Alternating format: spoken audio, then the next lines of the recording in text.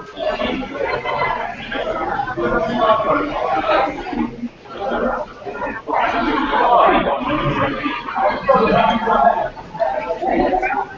hello.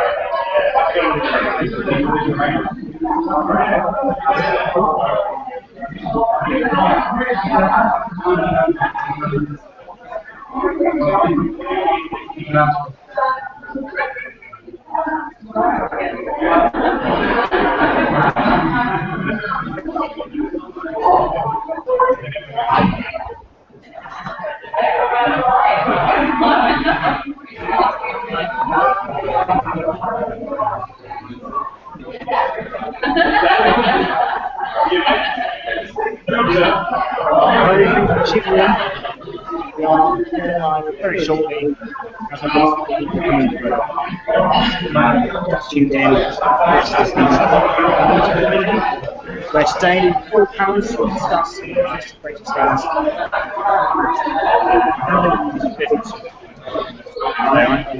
Motion, and we're going to start very soon.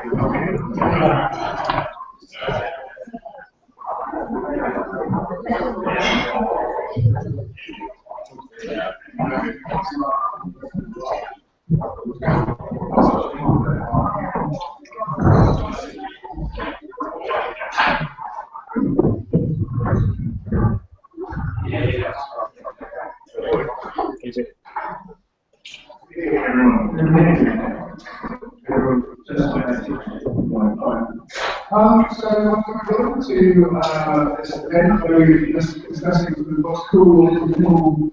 When you touch on the world, I would say is officially that's this week's magic, creating conditions and all people that get trapped.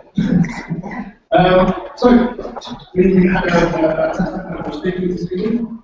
We have Tilly Long from the Institute, we have Peter Aiken from the International Solutions, and from the Situation Centre. I'm not going to go through the questions I have other than do that. We also have with us presentation. No, just all that. That's fine. So, in addition to the speakers, we have a few toys for you to try out. So, we have the Oculus Rift, which is a virtual reality headset you wear on your head. The Rift is a fantastic idea. It was conceptualized by two people who came on the forums and decided to try and raise a bit of money to Kickstarter.com. So their goal was to raise $250,000 to turn into a product. And they raised that all out and went on to raise $250 million on Kickstarter. And they were acquired earlier this year by Facebook for $2.2 billion. A lot of that's Facebook, not necessarily as much as that, but it's a great success story. And their first demo kit is available to try out here. Really very good, it's very immersive. Alongside that, we have another toy called the Leap Motion, and this one allows you to interact with your computer via a little control set, the small iPhone, that allows you to understand where your hands are in space. And it's a really interesting way of controlling a machine in a very intuitive way, so I'd recommend you try that out as well. The third toy we have is really stunning. It's augmented reality. So if you speak through the Captain America face right there, I encourage you to then pick up the iPad, tap into it, and lift it up. And you'll be amazed at how reality can be augmented by clever use of technology. So there's a few things to try out.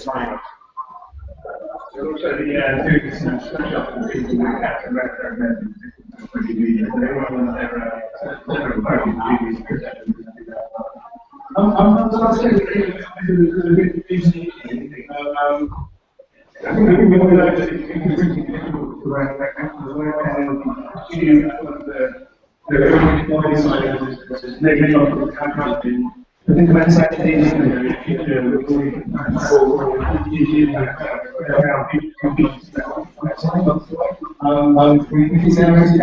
that can come out and happen now, and then there are two things that really people take that up and plug in.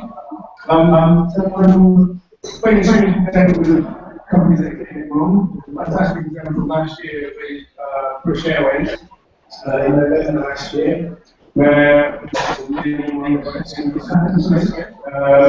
very disappointed about the treatment his father was receiving he then came out when we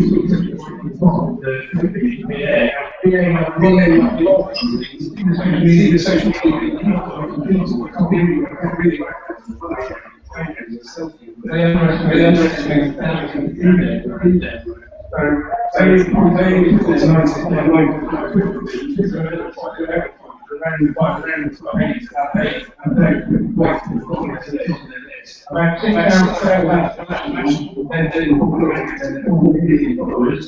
and then about 4 hours after that, they noticed it happened to small it just goes to show how it's important to which technologies to adopt, which one you follow. It's a bit more complicated as to how someone can find that technology. Is that customer service? I think it's key.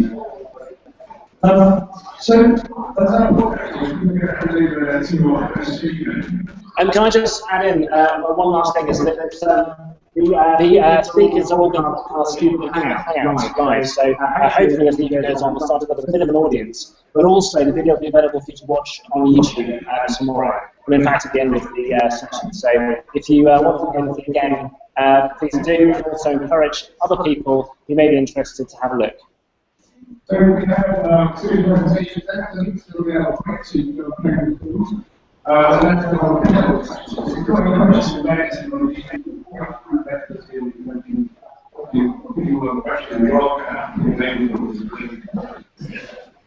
okay, so I'll hand over to the audience.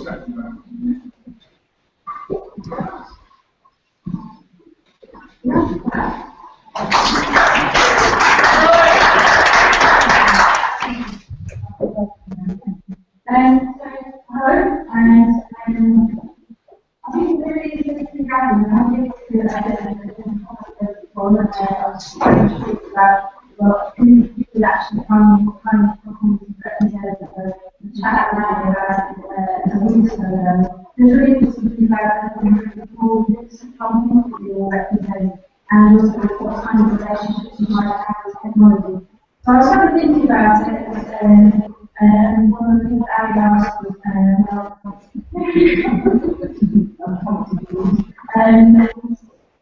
one of the things I asked the two parents,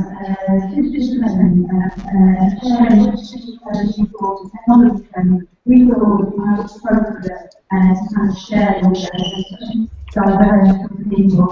And as I was thinking about it, I'm not really all that interested in technical training anymore. It feels like actually, we talked a lot about new technology and new human a lot of the time. And so I was thinking about that and thinking, well, actually, maybe I'm not the best person to do coming to talk to this group of people.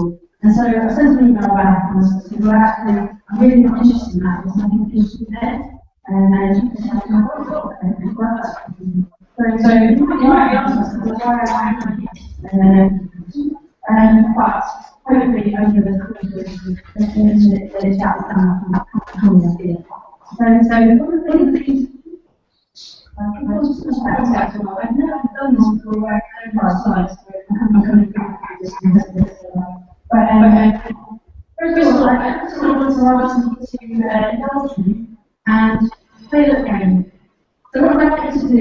everyone to reach into whatever pocket or bag that you've got your phone in, and take your phone out and put it face down on the table.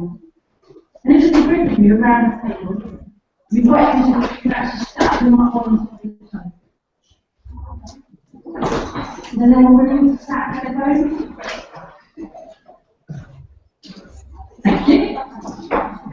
Excellent practice.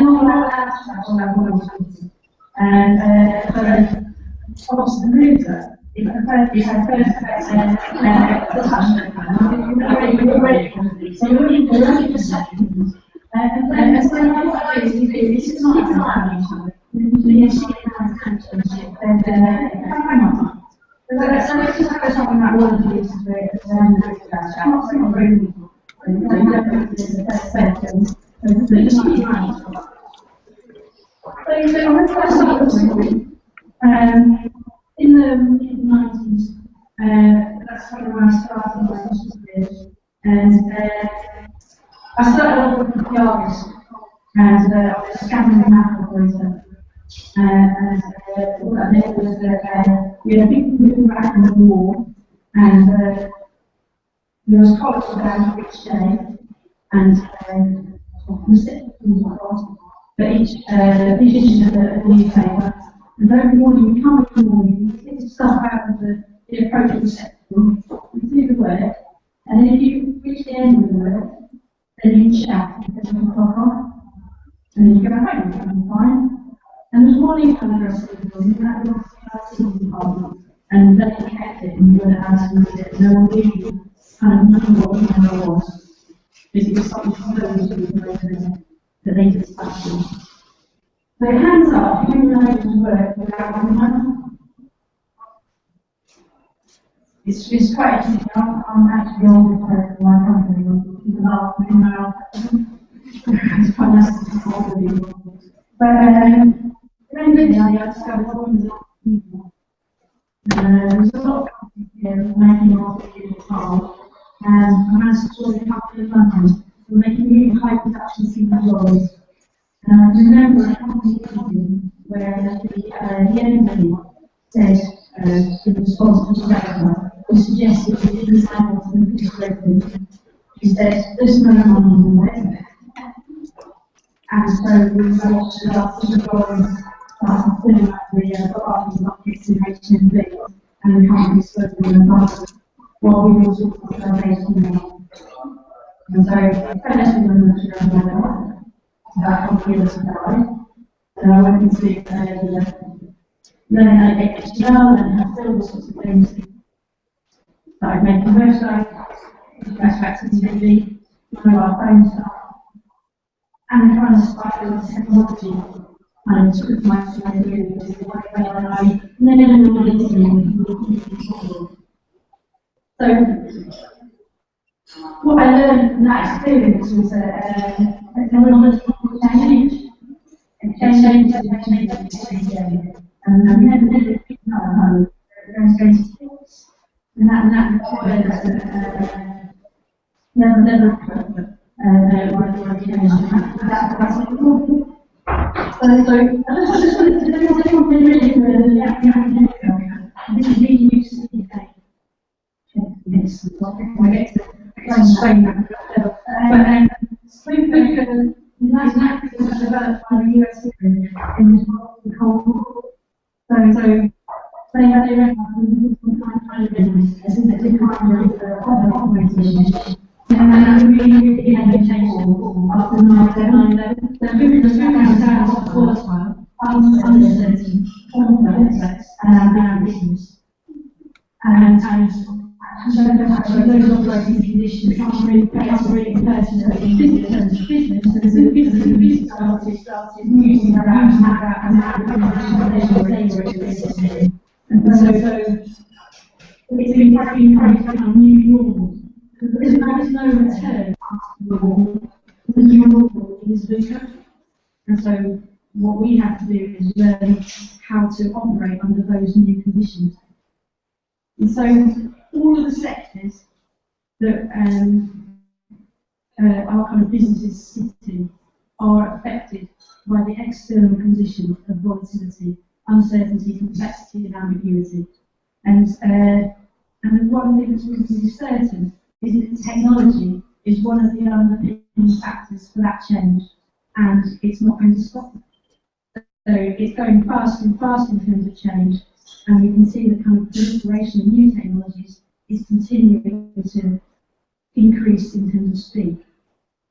And that has a direct impact on how we, as business people, but mostly consumers, are behaving. So consumer behaviour is massively different from how it used to be. And if we look at the kind of businesses around us, then we can see the scale and history is actually not a defensive factor. So there's a bit of research that's been looking at the longevity of particular companies in the S&P 500 index in the US. And it's showing that the longevity, the length of time that a company stays in that index is getting smaller and smaller. So the age of those companies is dropping. And so, I have to read this bit, 75% of those companies will be replaced by 2027. And they're big companies, established companies. So things are changing. And I think we can probably all think about companies that we used to think would be around for a long time, that are actually no longer here. They say bye-bye Kodak, or bye-bye any of the others that we think of. And it's really interesting when I think about technology, because very often we think of technology as something that only gives. Like you might very often hear people like and how many people actually know the difference between the internet and the web, and how many people have been shown how to use something by their children because something actually really wants to spend my time to do, and yet it's fundamental people of how people are behaving. So we are using it to seek people like labour seeks to understand the world, to design for it, and to fix it to live. And that has actually a huge impact on the way that we run our businesses and what might be possible for us to do with business in the future. So we're all walking around with the world's information in our pockets, and that is a miracle. Quite frankly, 12, 15 years ago, that would ever be possible. And it is. Because who knows what happens after 15 years. So each individual has a responsibility to not only look at the world it is, but to try and understand as much as you can. Not necessarily to actually how it works, although the basics is useful, but actually what it means to us in terms of our behaviour. So there's another bit of this as well, about thinking about people who are born into this world. The people who are born into this world, this is technology. This is life. The way it works. So that's why my 14-year-old son went to school since I was my finger. What do you mean? He was going and he just took my finger. It turns out that they have a system where they pay for their lunches. They're not paying much cash. They're scanning their fingers. So it's got an online account. I put money into this online account and then he uses his finger and they can pay for it every time. And scary enough, it's not just it's not good. Anyway, that's another story. So we've got children who are actually children who are growing up in an environment which is totally different from the one that we grew up in, and they will be joining our businesses at some point, and what we've got from them, because we're running those, how we're going to pass them a label, and how we let them on the social media all the time. So our conditions are environment there's a whole load of stuff about freedom printing. So that's why it's not there. It's not that it's the digital, it's everything put together.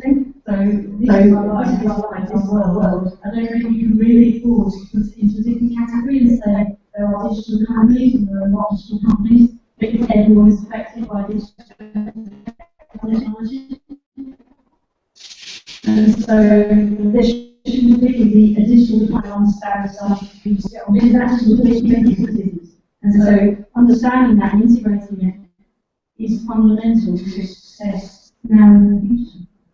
And so, in order to do that, we need to focus not on technology, not on what it actually does. I mean, these things are great, and we're all these things, and gadgets on the geek, all that sort of thing. But it's not these things that are really important. So what's really important is ourselves. And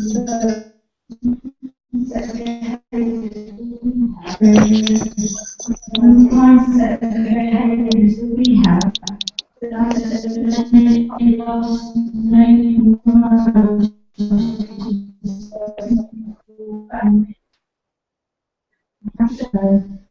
Behaviours in the same basis as reputation change, and to embrace change on an ongoing basis. So that's whole kind of whole group thing. There's a really interesting guy called Bob Johansen who works for Institution of the Future, which is another place where he works.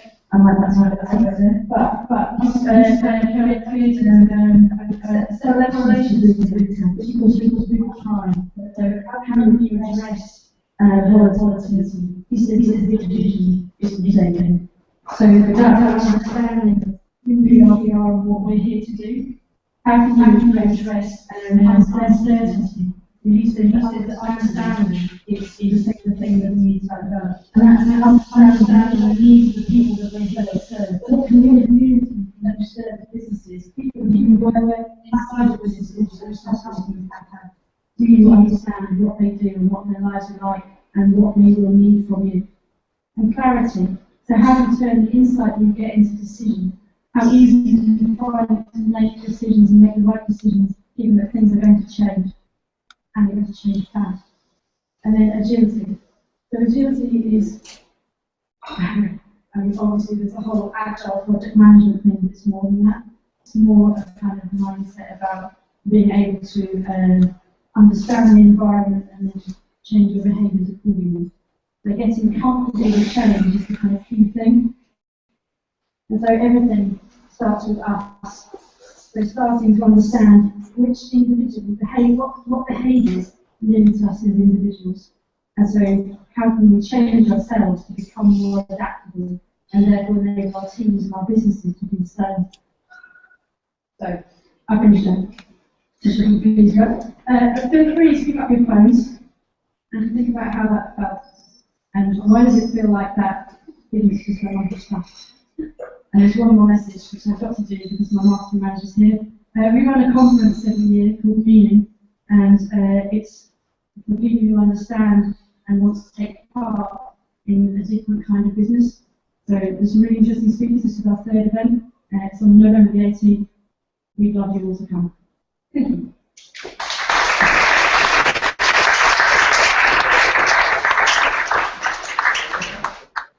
Absolutely fantastic, Christian. I think the points about kind of literacy, this is the new type of business, which is really important. Is it important for kids to know to write with a pen these days, for instance, or with a pen that they can come in? It's a good thing.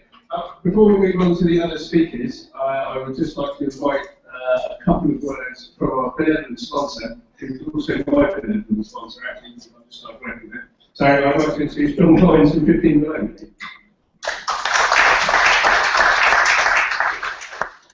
Thanks, Al. Hey, everyone.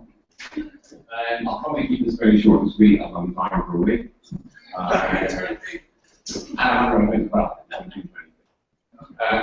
Yeah, we're one of the sponsors of this event, and we just want to introduce 15 Below as a company. As who knows of 15 Below here? Yeah, that's probably most unexpected. So we've been going 14 years, we've got about 60 people, got offices in Brighton, in Sydney, and soon to be in the US. The boring narrative of what we do is we send alerts and notifications for airlines and travel companies. People like Qantas, Ryanair, Eurostar, about 35 travel companies around the world. And I know when I think about that. So, yeah, whatever.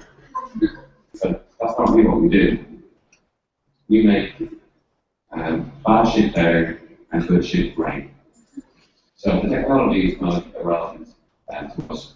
We communicate with by people looks at this by email, SMS, app push, voice, roofing glass, wearable tech.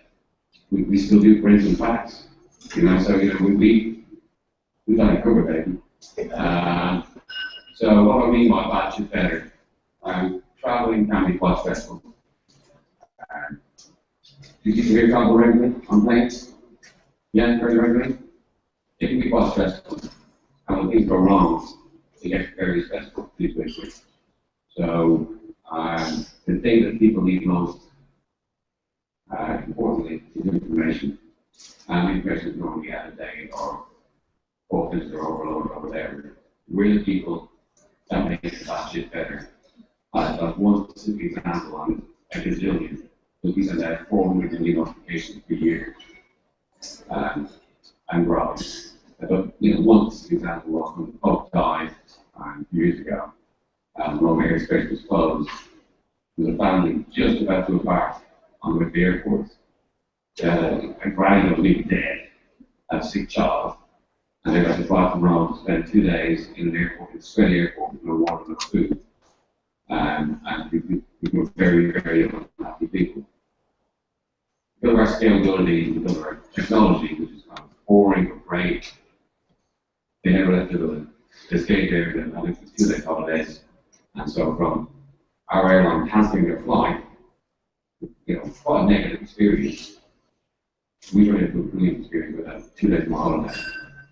And we actually got a note, or the airline got a note saying, well, I can't believe how good we are.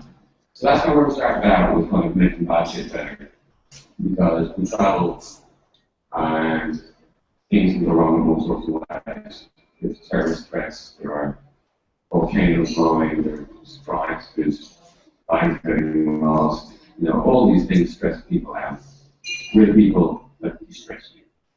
And the distressing aspect, I'm stressing them all the time. Okay, I'll be good. The distressing aspect is good because for airlines to make the customers happier, but also, we stopped counting numbers for how much we're saving Ryanair about 8 years ago when it got to 20 million euros plus a year. At that point, it started becoming implausible when people started thinking, oh, you're full of shit. But also, some people say the these days, it's a lot of money. The other side of it is making a normal journey better, and that's why it's really, really key personalization. So it's knowing that in order to traveling by yourself with it, and giving you a Google map and knowing what the data cities are in the perspective of around virtually why not these. And we're knowing who you're faithful, you're going on a business trip, knowing who your faithful friends are in your destination, tell them where they are, and tell them that they're going to be there, and just hooking people up. So it's kind of that kind of weird kind of big brother kind of something scary for people, all for convenience, not just all for privacy. I think that's pretty weird. Given that NSA gives ECHQ following role anyway, and nobody seems to find whatever. So that's what we do. So if you just input to our company, was probably led. We traditionally use a tech company that don't promote us very much.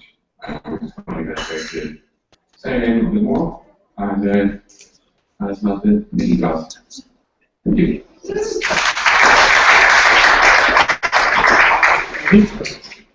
Further into the message. I'd like to invite the first of our attendant speakers, Pete Jenkins is coming up to talk about gamification, which is absolutely awesome if you don't know anything about it. I'm intrigued to know how many of the 400 million bits are bad shit, and how much is good.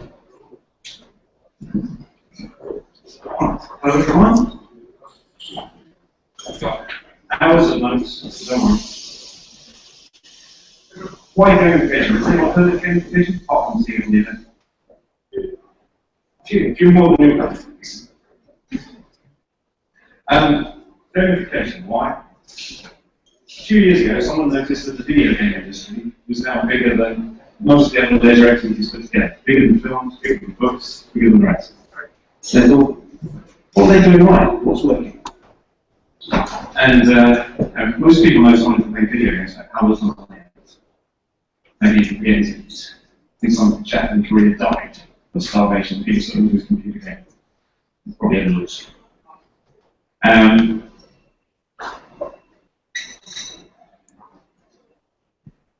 Maybe I should have more than that. Video games are so big. I don't know if anyone knows the game Destiny, it was launched last night. The budget for making that was £310 million. That's much bigger than films, a few films put together. So obviously expect to make a lot of money. And they expect to make it from the fact people will play the game for hundreds of hours, where you might only watch a film for a couple of hours. Combined with the success of the games industry, on the other side we've got this thing which is well known in corporate circles, which is called the engagement crisis, which is the fact that, and the stats are different, but they range to about 50% and 80% of staff are unengaged with their work, which makes them a lot less productive. And there's billions of pounds of effort being lost each year in productivity. And then separately, we've got the fact that kids are growing up with games, super engaged by it because they get great feedback from it, and then they go into school where they don't really get very instant feedback. They don't necessarily know how good or what they're doing, but they do the right things. And so they're bored at school. And it's not so much the teaching is compromised, it's the fact that the stuff they're doing outside the games is that much more engaging. So they're comparing something different. 69% of people played a digital game in the last month. Let's check. Who played a digital game in the last month? On your phone, on the computer? It's less than 69%. Maybe it doesn't count business people. There's statistics that show that people who are most likely to play a game on a mobile phone in a company are the chief execs and the senior level directors. And that's partly because their decisions, they won't see the outcome for maybe 6 months, a year, or longer, where you get instant feedback and people feel about productivity and the game. And games are very fun. They're almost addictive, some of them. Would anyone here, I think I do playing games all day long, this doesn't work.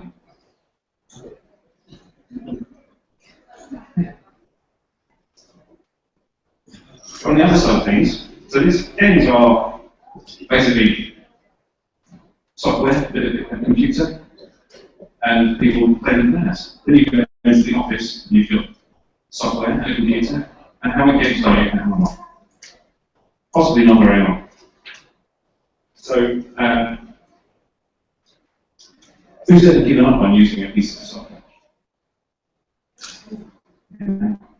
Maybe it was too complicated, too ugly, or perhaps no one else was using it who was supposed to be using it.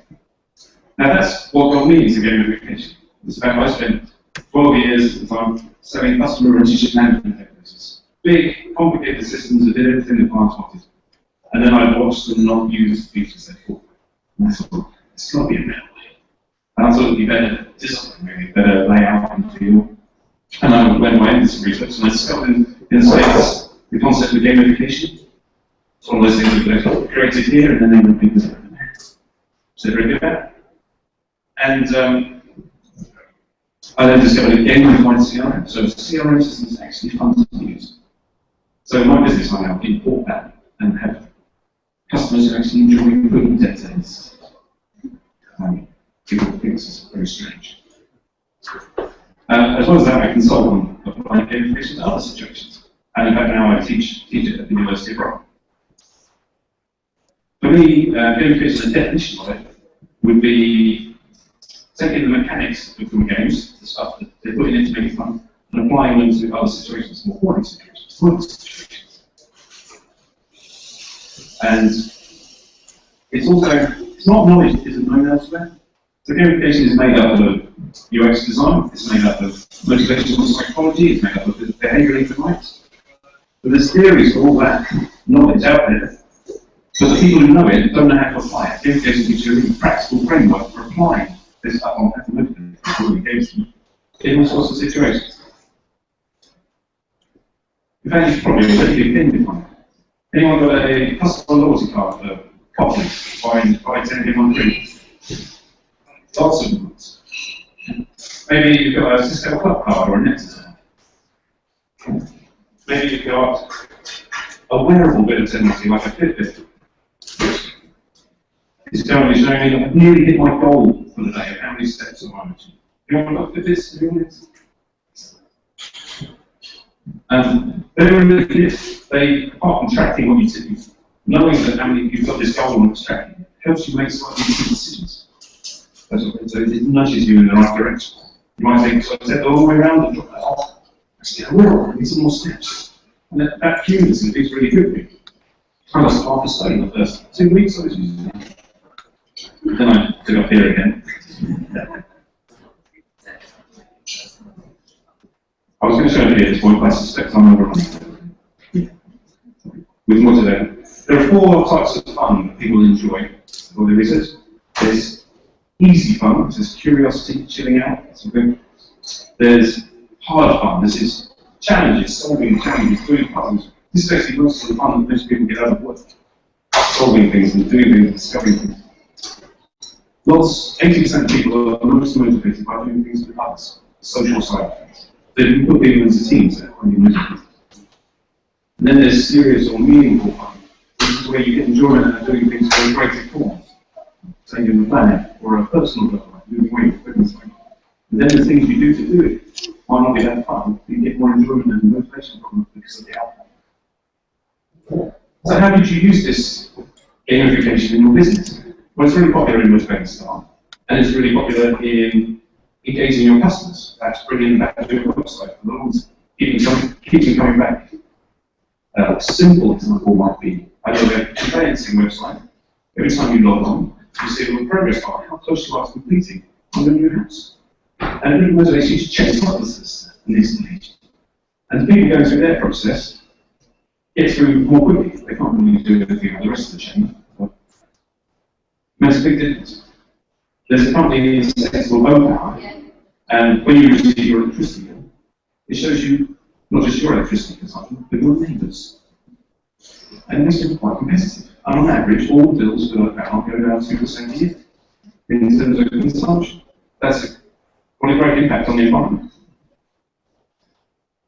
For cancer research, there's another example for gamification. They've got a process for an event called triathlon where you put drinking January each year. Anyone done that?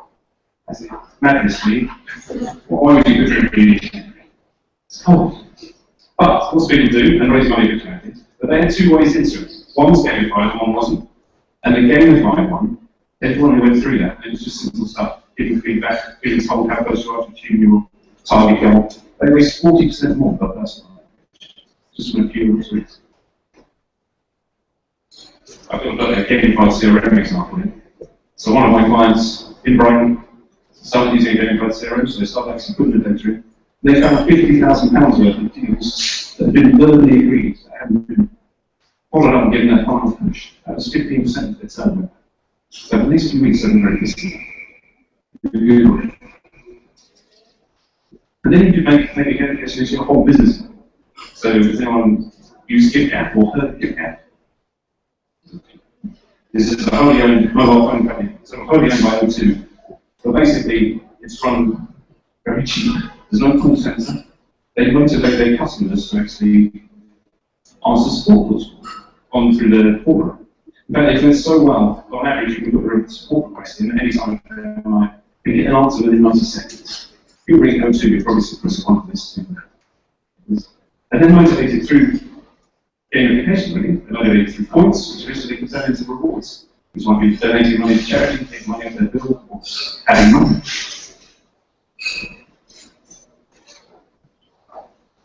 There's a few other ways to do it. It's big in ideation, innovation, talent acquisition, anywhere that involves people that you want to motivate to do more to something, then that's gamification.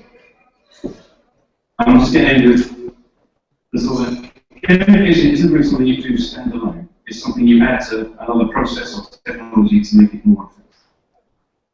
That's it.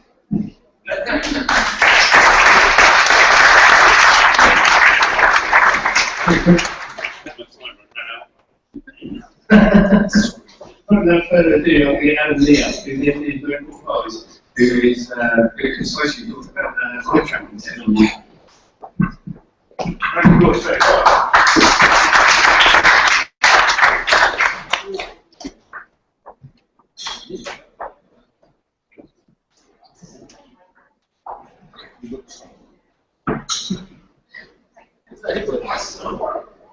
Music.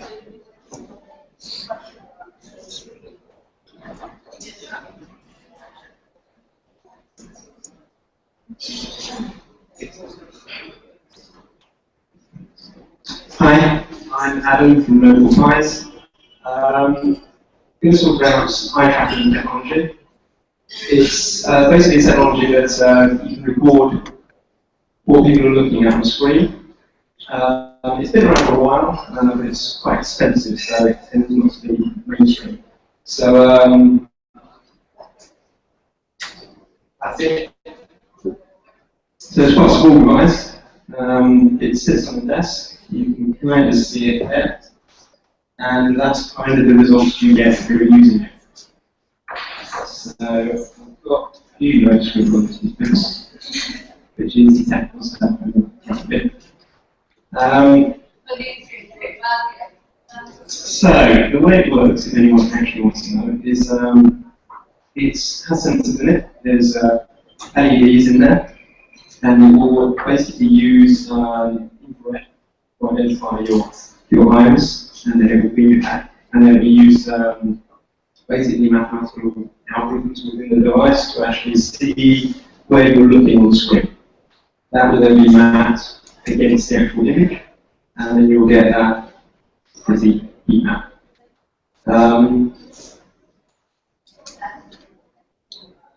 That's the kind of thing that you're looking at. So it's, as I said, it's quite a simple device that kind of sits on the desktop, plugs in, and then you can use it for the tracking from Sussex Phone, for example. And yeah, it's very mobile, very easy to use. The main point of it is obviously to identify whether a design is working or not, is for it as well. It's not mainly focused on design aspects. This is obviously what we use it for. I mean, we do user experience tests and things like this, so we brought it in mainly to kind of get an idea of whether a design is working on the website, and that's kind of how we sort of brought it in. I'll show you some results on how that's actually worked. But there's two types of applications for eye tracking. There's what's known as active, and there's what's known as passive. So in this particular example, that's passive. So that's kind of the idea of testing the design. And the active state is actually using the device as something to control. So you can use it for gaming, you can use it for logging, you can use it for hands-free. So obviously massively important in terms of disabled people using this sort of device when it comes to the keyboard. And we'll kind of go into a bit more information on that at the end, but as much as that's what we bought it, we didn't. We're looking at it from this very much a passive state of looking at design.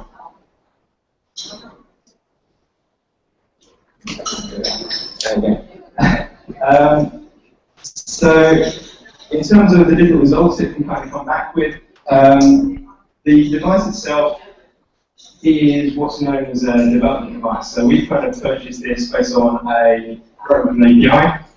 It gives us all the information based on coordinates that people are looking at, and then through the back end of it, then we look at the analytics to kind of get the data based on coordinates to come back. So the benefit there is very much the case that you can set much development like with it. as long as you know how to actually code and develop the process. A traditional eye tracking device would cost about 5 to 10 grand. That was 100 quid. So it's basically very much getting into the process of mainstream and targeting that. And so that's PC World. We just kind of did a study on that just to kind of show results. But heat mapping, so I don't know how much detail is going in heat mapping, but obviously the red dots are the ones that most people look at. So you can kind of see where people are actually staring on that particular example. A really useful one is ScanPath. So you can see the order that people are actually looking through the screen. So you can actually play that and see 1, 2, 3, etc. and work around the screen. So you can see what grabs an attention quickly and how long they can get each point, and how they actually work their way around the screen. What we kind of found with the testing process is to do it for around 5 to 7 seconds. The main problem with any testing process is people know they're being tested, which tends to mean they start looking at the screen just because they will see what it looks like on the report afterwards. So if you do it for about 5 to 7 seconds, then the brain doesn't quite catch up with what they're doing, and then the initial results are actually most accurate. And as they start to get to the end of the 7 seconds, it starts to get a bit looking at random things. And the other thing is what's known as a B-swarm. So this is basically where everyone does the test work. So you get an idea of where all the eyes actually appeared. I haven't yet figured out use for that one, to be honest, but it's quite useful just to kind of get an idea of what's going on. So those are the main elements of what we're kind of looking at with this.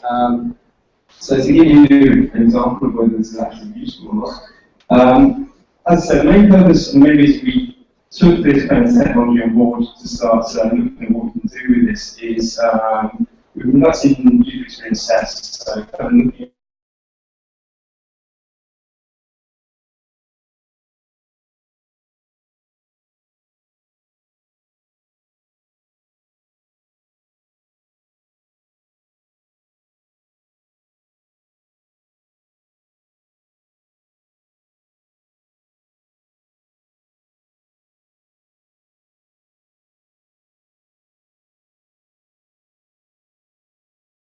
here's an example of what we actually ran. So basically the process was to get 60 people, 30 people using each example. So version A, version B, PC World, so pretty decent sized site. You think that ultimately they pretty much got the design nailed. Ready? Okay, let's speak quickly. Original design, the idea of the concept was to come up with a secondary design that basically drag more attention to the call to action button on the screen.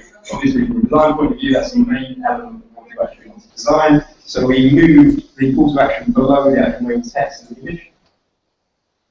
And you can see from the results, that's the original, the current PC World website, and you can see that more people notice the actual call to action button on the altered variation, so you can see the more attention is coming in.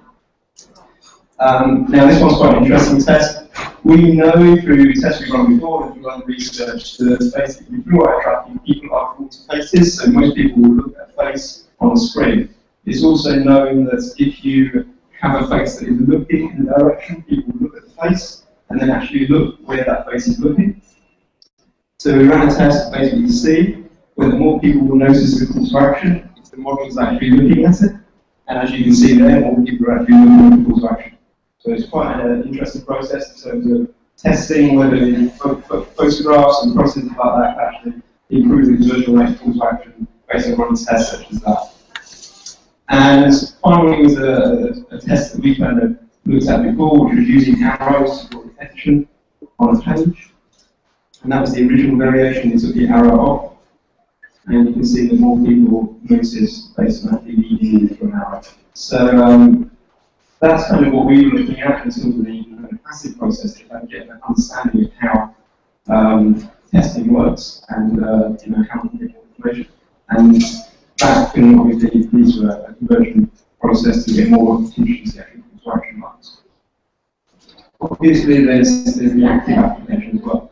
Being that this is, as I say, a very cheap device compared to latency processes, obviously, from an active application, you can see there's a back-end plugin called iGaze that's using very similar technology. So you kind of get an idea of how this device can work from a very point of view. So we could develop back-end processes to basically control browser navigation through looking at specific pages, actually winking and a wink with a click, and that also immediately navigate the internet using this device very much as device as say Python writing code in Java will allow you to basically build software along those lines. It also works from a gaming point of view as well. You can use it for that.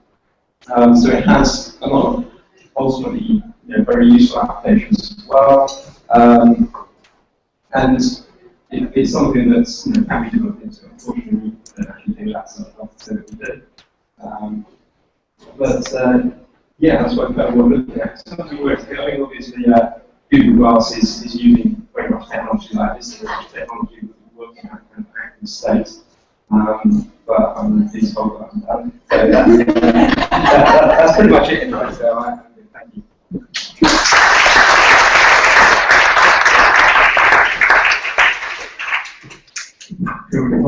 People up there. Some people want to hang around later and get drunk.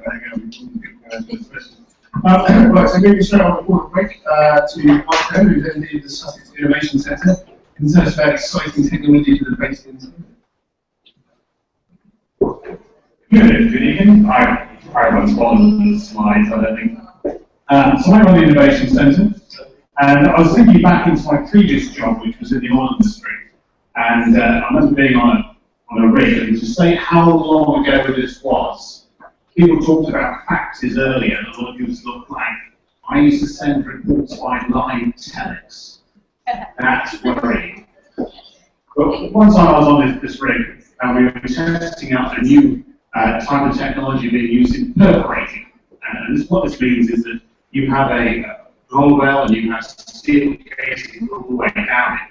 And the way in which you get the oil to flow through is you have what's called a perforating gun, which you drop down on a wire line and you get it to the right depth and you blow holes in the casing and the oil gas flows through it. And we had a new gun coming out of them that spent millions and millions of dollars being developed, and we were able to test it. And they pulled this thing down, they started lowering it down to 20,000 feet down the hole, and you had to have complete radio silence, so that nothing could possibly set this thing off inadvertently. And you got it all the way down this research and development to millions of dollars down to the right level. And then you go, okay, in this total radio silence, how do you actually make it go off? And so it's all right, we drop a hammer down the well. And that was it. Bit of steel went rattling down, hit the top of it, we capped down and blew the thing apart. And that was how technology works in that sense. In the fact that you have to have other things around it to make it work.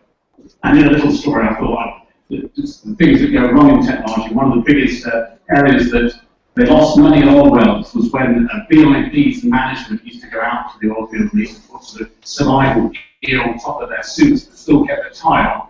And they'd be taken up to the drill floor and they'd look down the wellhead and they'd lean over and they'd want to look down the hole and the hard hat would fall off and go drifting down the well.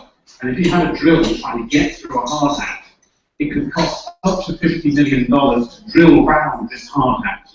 And that was one of the key areas of a risk on Norway. That's totally relevant. The point is that the Innovation Centre, yes, we do have lots of technologists. I can talk for hours about the hundreds of sort of projects and companies and new ideas that are developing. But one of the things that's important about it is they're not all technologists.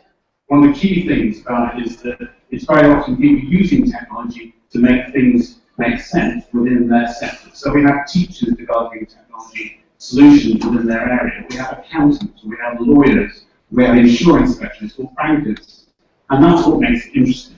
And what the Innovation Centre does is they're not technologists particularly. What we have is marketing specialists and sales specialists and finance specialists and investment specialists and strategy specialists to put around the technology to try and make things work. And I think that's one of the key areas is actually looking at all the ancillary things you need to do to make technology work within the sector or to actually for the application that you want to have made work. So what I wanted to talk about just briefly today in a very short talk is to actually pick a couple of areas where there is technology being developed locally which may impact your lives at some point in the future. And as Alan said earlier, quite often there's technology you haven't heard of and suddenly everyone is using it. But we tend to see it when it seems to take a very long time to get from concept to the actual project or product coming out. So one piece of technology that we've been fascinatingly working on is something called EPS, or electropotential sensors, which has been developed within the engineering and physics groups at the university. And roughly what it does is it can sense the electric field and change the electric field. It's a very, very simplistic definition. And what it's often thought of is a way of actually measuring your ECG or your heart rate without actually having to have direct contact with your skin. So if you've ever had sort of full ECGs, you have 12 leads attached to you, and they rip all your chest hair off. Last time I went on holiday, I'd just been to Dick talk about my heart, and he actually shaved everything to there. And so I took my shirt off on holiday, but I said, you can't go out like that. You look like you've been dipped in head. Anyway, so what this thing does is that you can actually just sort of have it on top of your shirt or that way, and you can, by taking various measurements, you can get a full ECG. Now that's great. And 10 years ago we knew that. Now how do you actually get that to be a product?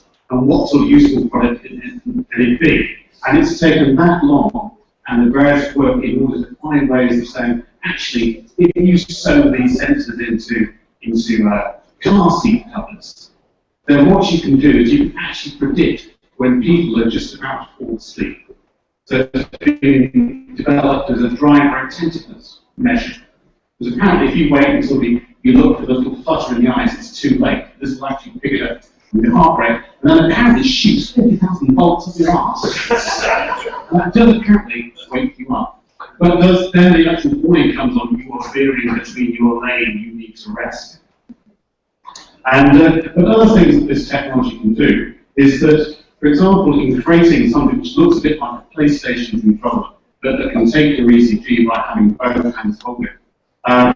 That's extremely useful. It means that sort of in an ambulatory type of situation, ambulance people or other medical people can actually get that heart information very quickly. But also what it means is that anyone going into a doctor's surgery, their ECG can be recorded. So you've actually got a recording of what a good ECG actually is like. You can do it very cheaply and quickly, it just takes a few seconds. But then things start being really interesting in what you can do with it. Because actually, the one thing I particularly like is that if you put your hand down, especially on some bit of plastic or a bit of light or something like that, you leave a very faint electrical charge. And that charge will sort of degrade at a very, very predictable rate. So what that means is that you can tell when the fingerprint was made. So you can tell if the fingerprint was made before or after the murder.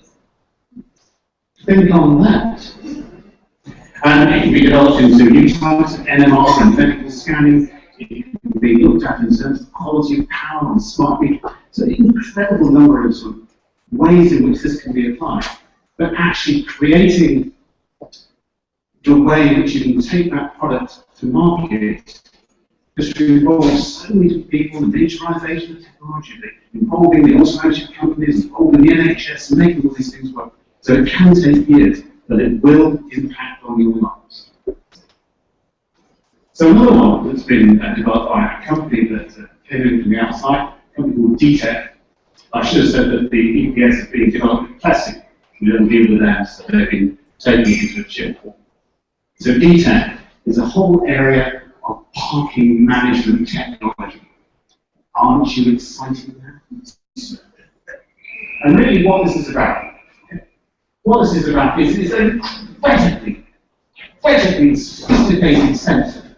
If you put it on the ground, it will know if there's a car over it or not. Aren't you impressed? The thing is, it does it very, very cheaply. It does it with very, very low power consumption. and it is very almost infallible in the way it does it. Apart from, I have to tell the story, even though I've been given 1 minute to do, we were doing some tests, doing a science study at innovation centres. So they put a number of these sensors down in the car park, and they had live demonstrations to potential clients of people coming in, driving their cars and driving out. This extraordinary clever sensor that if a car was over it or not, and was being recorded and showing how this could be used within a live situation. But then the sensors started to go missing, and there was worry about industrial espionage, and there was worry that somebody, maybe the Chinese, were coming over and stealing this technology. And so we actually, it was a whole thing, rigging up all the CCTV to try and work out what's going on, security monitoring, that sort of thing. And what we found was that after one of the Amex football matches where they parked in the car park, we had an extraordinarily diligent litter picker operator who came in with one of these sticks, and it took him almost 5 minutes to get this sensor off the ground. But that destroyed many years of R&D. But what it is that what's actually clever about this, and what actually potentially makes this of interest to you, is the fact that if you have this very cheap, very robust, very power, not hungry, but the power lean. What it means is you could put them all over the pavements in Brighton, and you would know you'd have a mesh of Wi-Fi around the sort of street furniture, and so you could know when there was parking spaces or when people parked in the right or wrong places. And if you link that with RFID parking permits, then you can do away with traffic wardens walking around the streets, because you could just know that someone is parked there and they're parked illegally, and we'll send someone down to put a ticket on the car. Don't have people wandering around. So that sounds like, well, it's not much fun. People can come around and put even more parking tickets on me. But actually, when you think about it, what it does, it creates positive action telling people where they can park and where their space is. But actually, the more important bit behind it, and the thing where it gets really interesting, and this is when you get into business models and how you make the technology actually flow and create a way in which it will work, is that if you have a means by which you can pay for a Wi-Fi network to be put all throughout the city and pay through from the savings that you make on the parking attendance, you can then provide a whole smart city approach of how people interact with the local government, how you actually create ways in which everyone has access to that high-grade Wi-Fi. You can create systems which are measuring the environmental sensors, you can measure noise, you can measure air quality, and have it all quality and all paid for or made possible by that parking technology. So the wider business model makes things really interesting and why they will impact on your lives later on. Thank you.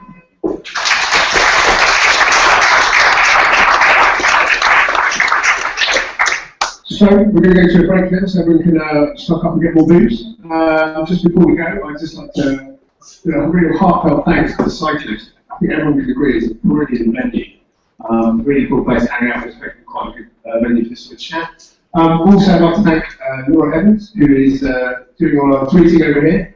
If anyone's got any comments or things they've thought of while they've been sat listening to the speeches and they'd like to go out on their social media channels, suggest it to Laura, or she can take the chat to post or two. So we're going to take about 10 minutes now to go and get another drink, give you a chance to play on some of the toys. If you'd like to have your photo taken, Captain America, we can do that too. So yeah, we'll see you back in about 10 minutes. Okay, cool.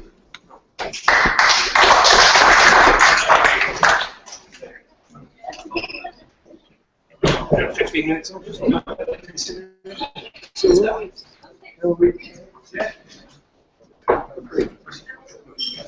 Are you?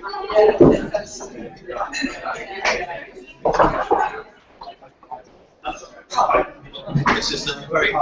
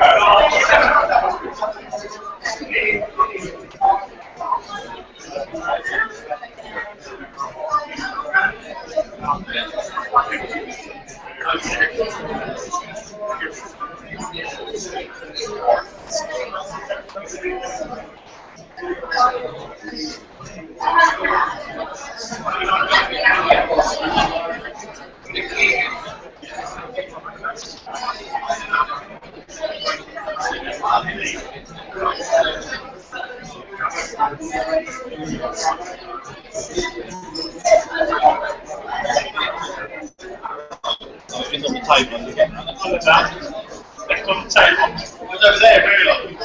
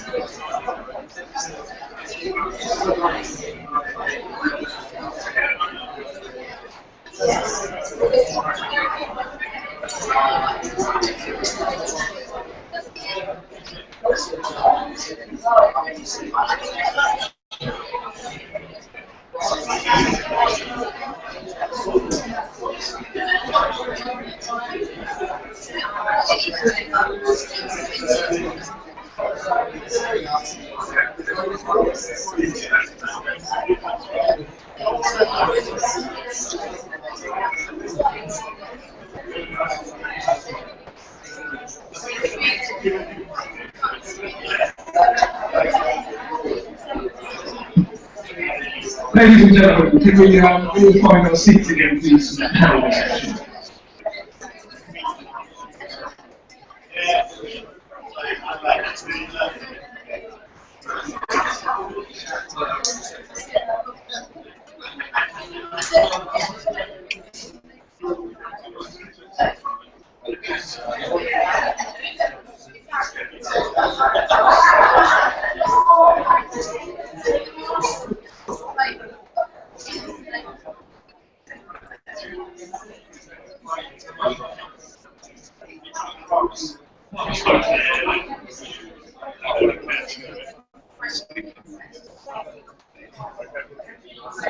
I know we've got some really difficult questions to ask you.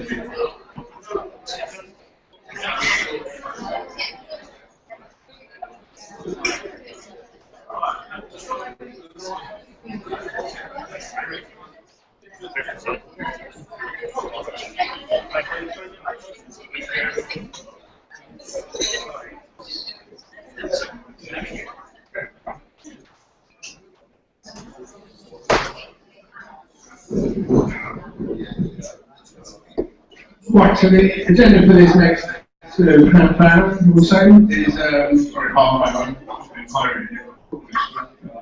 hour, is just to ask the panel any sort of questions. So I'm sure everyone's got loads of questions for everything that we've talked about so far. So if you've got a question, if you'd like to put your hand up, I'll hand the mic over to you, and then we'll hand it over to the panel to ask the question. So has anyone got the exciting question? No questions at all? It's going to be short. Here we go. Julie's got a question. Got a question for me. Mike, you were talking about how you see all the technology before it gets to market. Do you think that it's faster now than things to get to market than they used to be in the old days? Well, we had to chisel it out of stone. I think you've got two types of technology. One is the application of existing technology to create new applications and solve new problems. And the way in which someone can come up with an idea, which can then be solved by an app or a sort of web application that way can be turned around so quickly, and it's all about then how quickly you can get it into the market. So that has become much, much faster in terms of the way in which ideas can be put into practice. In terms of, do we make drugs any faster? Not really. Is electronics happening any quicker? You've still got to go through that process of how you do it. So the basic technology still can take years to come through, and then will be rolled up very quickly. So it just depends on the level of R&D required to bring the technology up to the point where it can then be applied.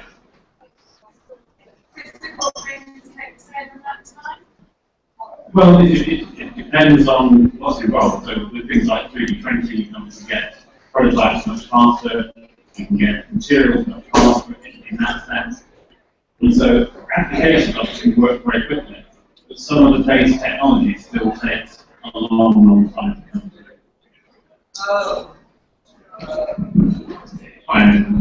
Yes. Excellent. I just think, well, the technologies themselves might take time. You could very quickly in space find out if there's a market. Like putting out beta sites and split testing different product names, and you can get people to sign up for stuff before it exists, and then work out whether it's actually worth putting money in the years into it. So I just ask the question, does anyone want to talk about Kickstarter and when it works? Obviously, that's a really great example. Any seconds?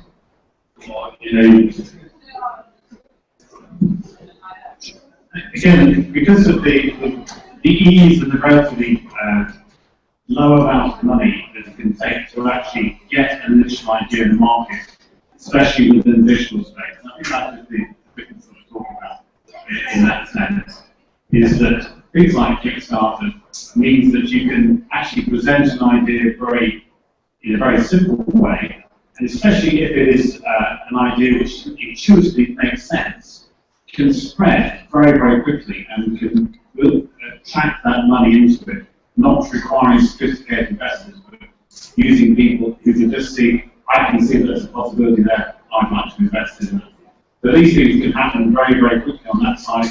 So again, on the investment side, that can happen a lot quicker. And as you say, in terms of the application to certain markets, the web gives you that opportunity to reach the market so much more quickly and then reach valuation and to modify and evolve a product. So how products evolve and how technology helps itself, but also new applications of that technology get into a workable product, and how that is funded through things like Kickstarter and other sort of funding platforms like that has rapidly increased. And it's just don't really say that still scientists can take part of that.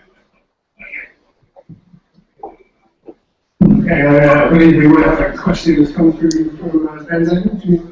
Yes, we have a question for Adam actually, and Rupert asks, do users always engage more with visual sections of a website, or is the written word more effective in some circumstances?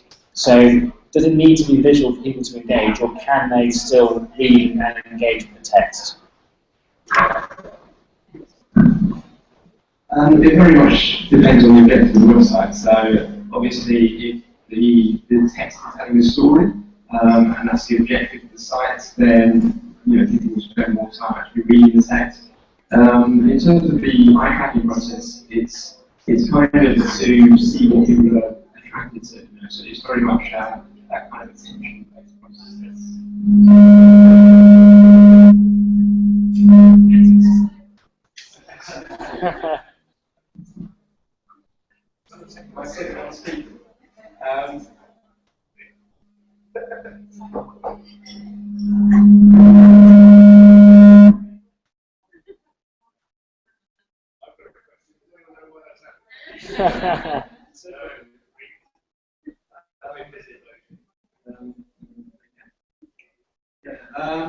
So basically the objective of the site will massively depend on the test. So from a kind of eye-tracking process, it's very much dependent on what's going to quickly grab the attention.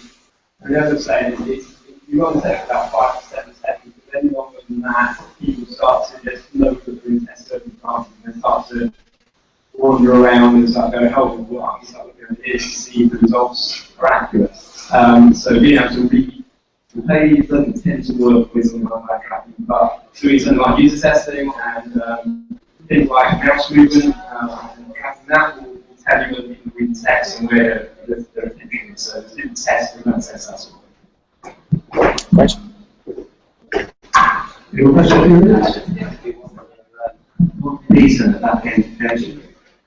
Is there a danger that you could actually demotivate people by using those techniques? Well, just to elaborate, in the sense that you might get people progress at different rates, or your people just don't like competition, or yeah, that sort of thing. That you know, they're not getting to the target in the same rate, etc.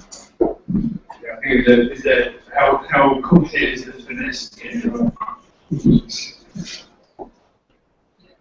Competition is one of the things I really use in verification because of the risks. If you've got a sales competition of 20 salespeople competing for something, one person wins and 19 people are sitting team. And quite often verification uses things like leaderboards. So there's only one person at the top. You don't know how many other people are playing. There's ways to mitigate against that.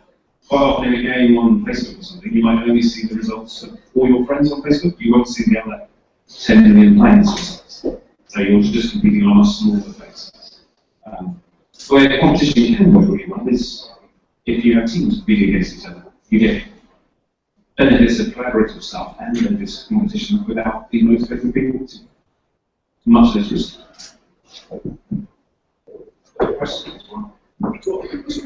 I would like to know if anyone here has bought or paid for or gone for anything on Kickstarter.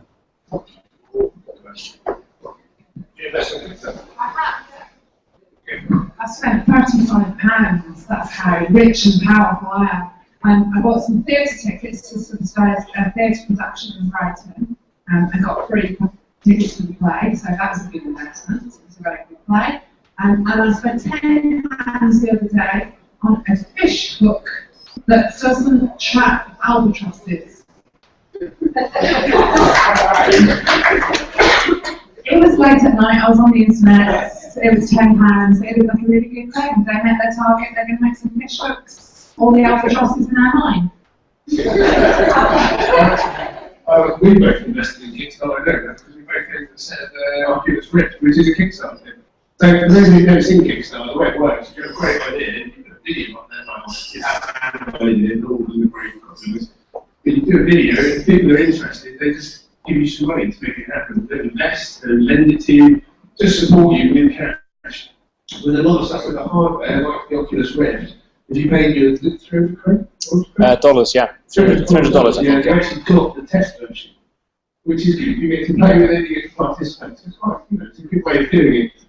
There's a lot of toffee in there, so I think it's like So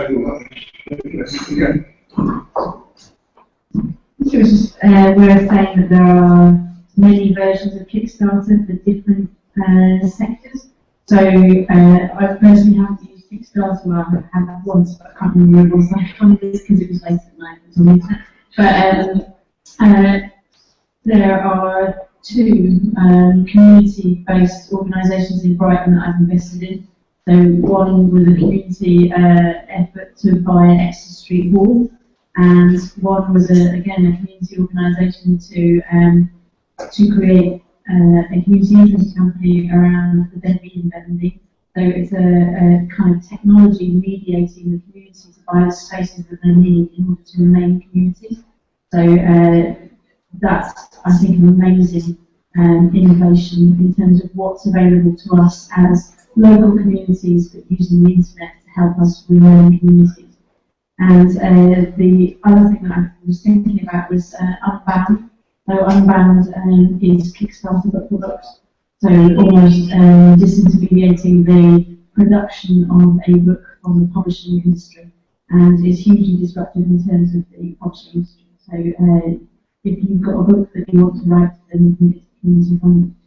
So there are so many others as well. I can't think of any off the top of my head, but there are loads and loads of other similar mechanics to fund different kinds of industries.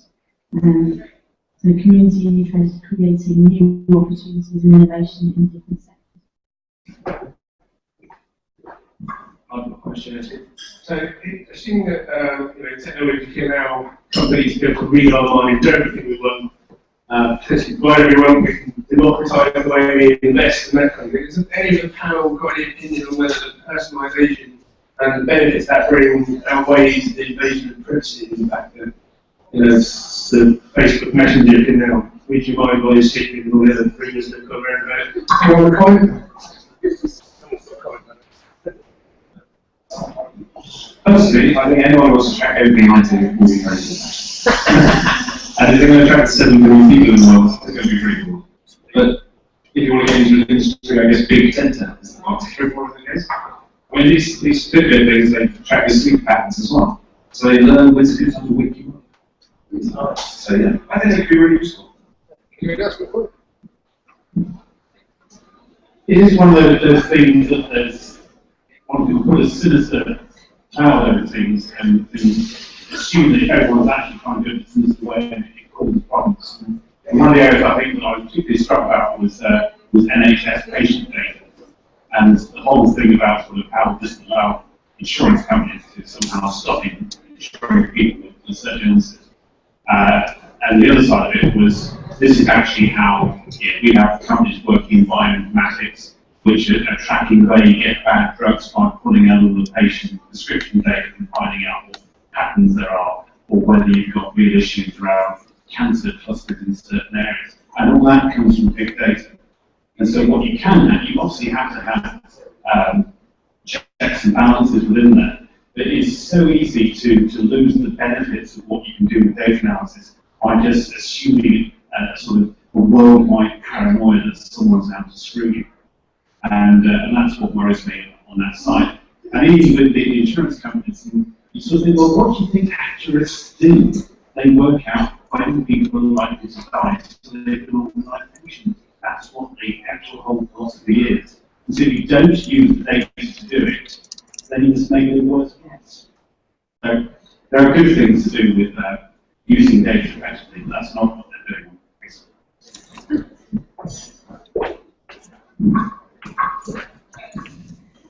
It might be simplistic to say, but I think it all comes down to trust.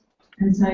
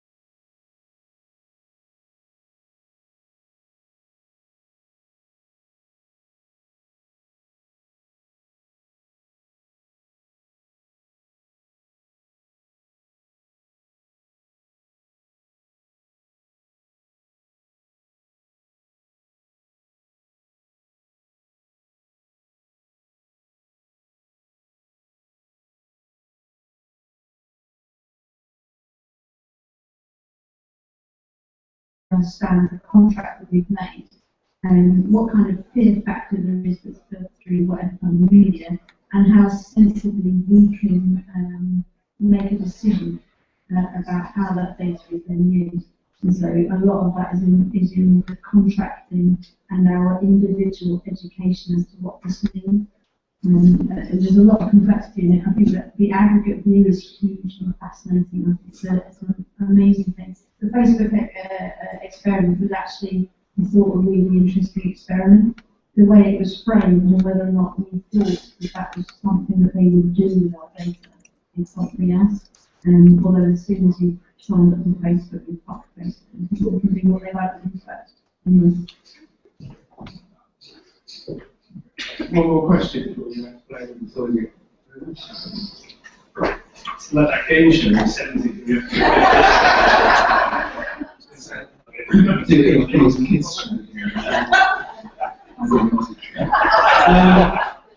was interested.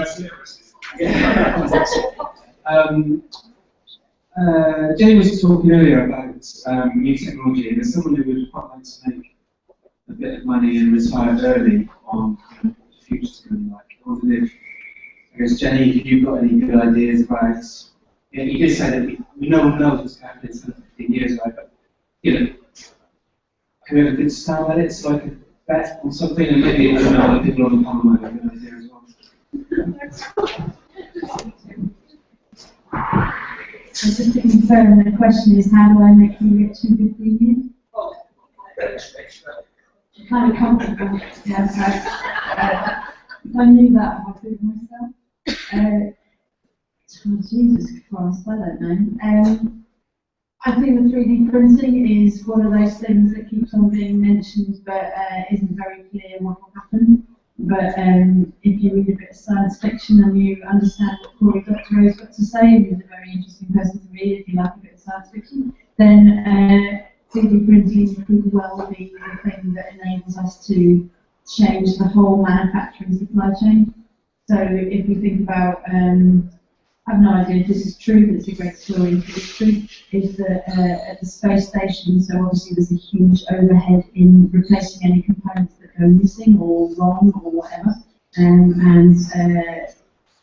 to take any new components up to the space station has a huge cost involved with it. If in fact you have a 3D printer on the space station and you can send a digital file up there, then actually you can make any component and replace it. If you think what that means, that anyone can make any component that we need in any place that we need it, that's pretty cool and pretty interesting. So we are still going to make physical things, and we will always make physical things. If we don't have to mine something in order to get that, but it's made out of plastic glue.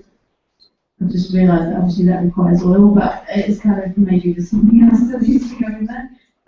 But 3D printing seems to me to be one of the really, really interesting things to track. Because of supply chain and manufacturing and hugeness and all of that. If you could get rid of oil tankers, not oil tankers, what they call container ships, taking stuff from China to Britain, made out of plastic shit, and actually replace that with 3D printers, what would that mean? Don't know at the moment, but there's some stuff that's really interesting in that. Don't know if it might be rich.